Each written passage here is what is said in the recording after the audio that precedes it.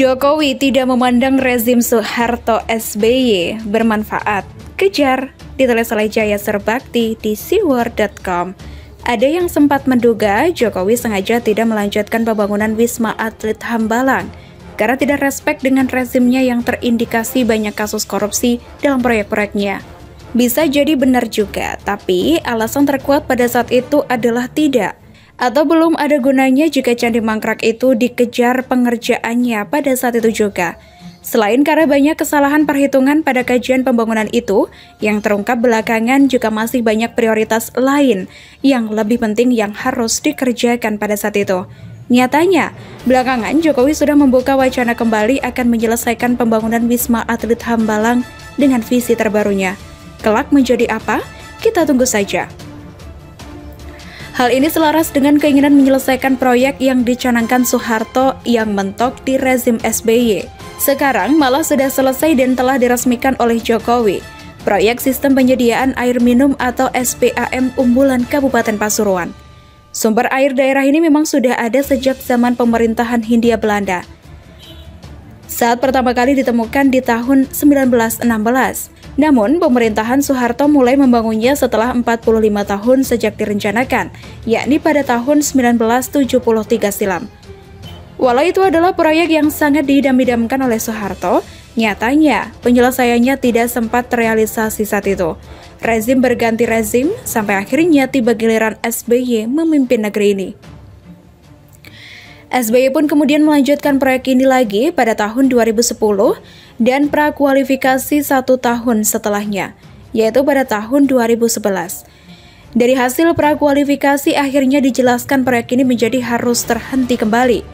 Untung saja Jokowi kemudian giat mengejar penyelesaiannya. Sejak tahun 2017, proyek ini kembali dikerjakan dan hasilnya bisa kita lihat sekarang diresmikan dengan lancar. Alhamdulillah, SPAM unggulan Sistem Penyediaan Air Minum yang telah lama dikerjakan hari ini telah rampung dan dapat dimanfaatkan oleh masyarakat, kata Jokowi saat peresmian tanggal 22 Maret 2021.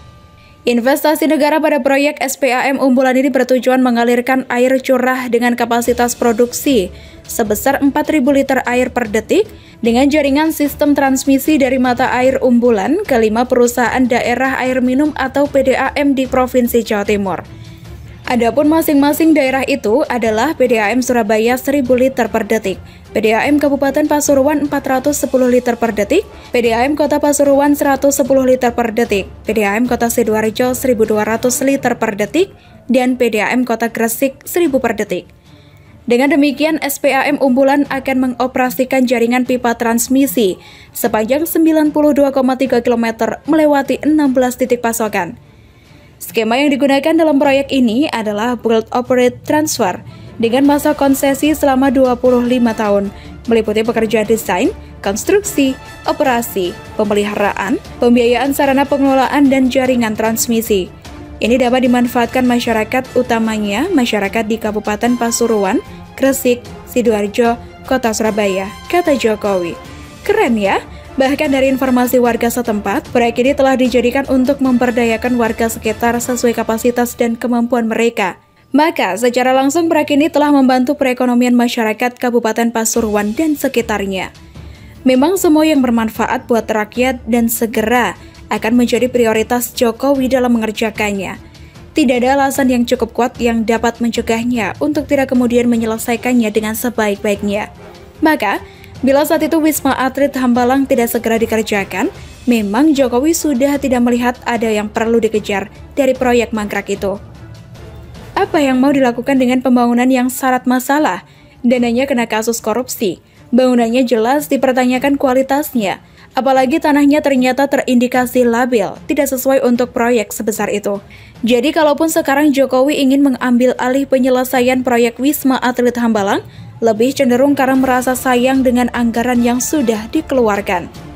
Jokowi ingin meminimalisir kerugian dengan menyelamatkan aset yang ada, baik dari segi bangunan maupun dari segi perlengkapan yang ternyata sudah dibelikan juga pada saat itu, seperti AC, furniture, dan lain sebagainya.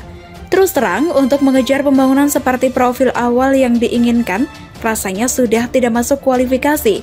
Bangunan ini tidak layak untuk dijadikan Wisma Atlet lagi.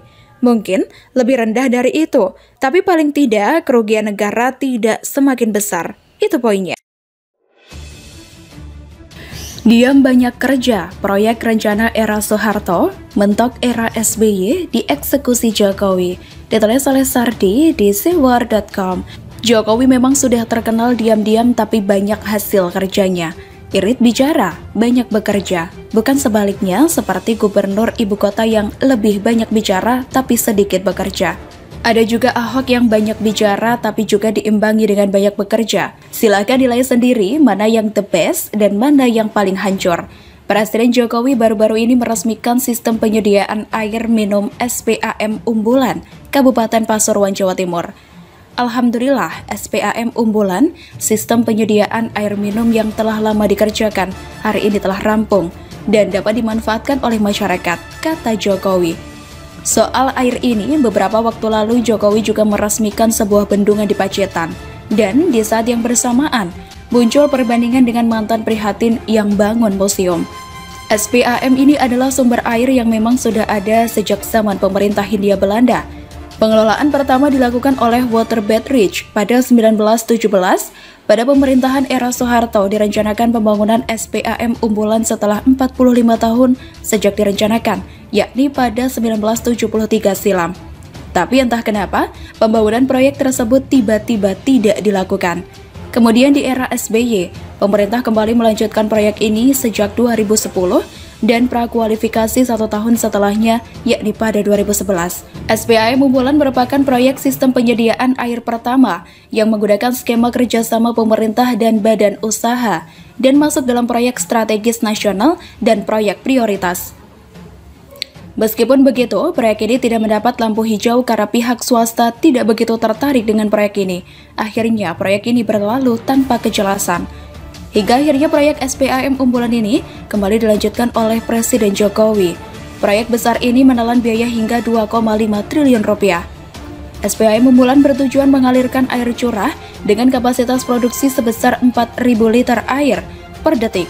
Dengan jaringan sistem transmisi dari mata air unggulan ke-5 PDAM di Provinsi Jawa Timur, yaitu masing-masing PDAM Surabaya 1.000 liter per detik, PDAM Kabupaten Pasuruan 410 liter per detik, PDAM Kota Pasuruan 110 liter per detik, PDAM Kota Sidoarjo 1.200 liter per detik, dan PDAM Kota Gresik 1.000 per detik. Hal ini membuat SPAM unggulan akan mengoperasikan jaringan pipa transmisi sepanjang 92,3 km melewati 16 titik pasokan. Ini dapat dimanfaatkan masyarakat, utamanya masyarakat di Kabupaten Pasuruan, Gresik, Sidoarjo, Kota Surabaya, kata Jokowi. Inilah yang saya maksud dengan kelebihan Jokowi. Banyak hasil kerja yang tidak kita ketahui. Banyak hasil kerja yang tidak kita ketahui semuanya. Karena irit bicara, tahu-tahu jadi. Banyak pula proyek-proyek mangkrak di era sebelumnya yang kemudian dibangkitkan kembali oleh Jokowi. Salah satunya adalah rencana pembangunan kembali Hambalang yang sekarang sudah mirip candi, atau yang sayangnya tidak ada wisatawan yang berkunjung. Begitu juga proyek listrik yang sebagian dapat diselamatkan. Begitu juga dengan SPAM ini, yang merupakan proyek besar dan strategis.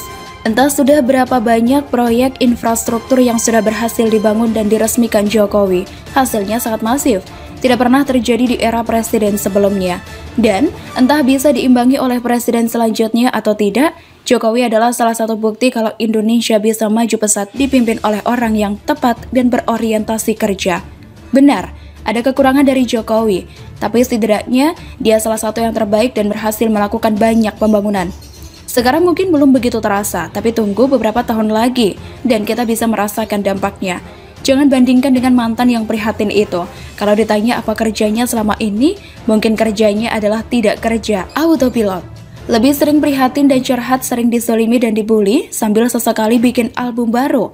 Sisa waktu Jokowi sebagai presiden tidak banyak lagi, 3 tahun tersisa. Semoga lebih banyak lagi proyek strategis yang berhasil dibangun. Awal dari kemajuan sebuah negara adalah memiliki pondasi infrastruktur yang solid dan kokoh.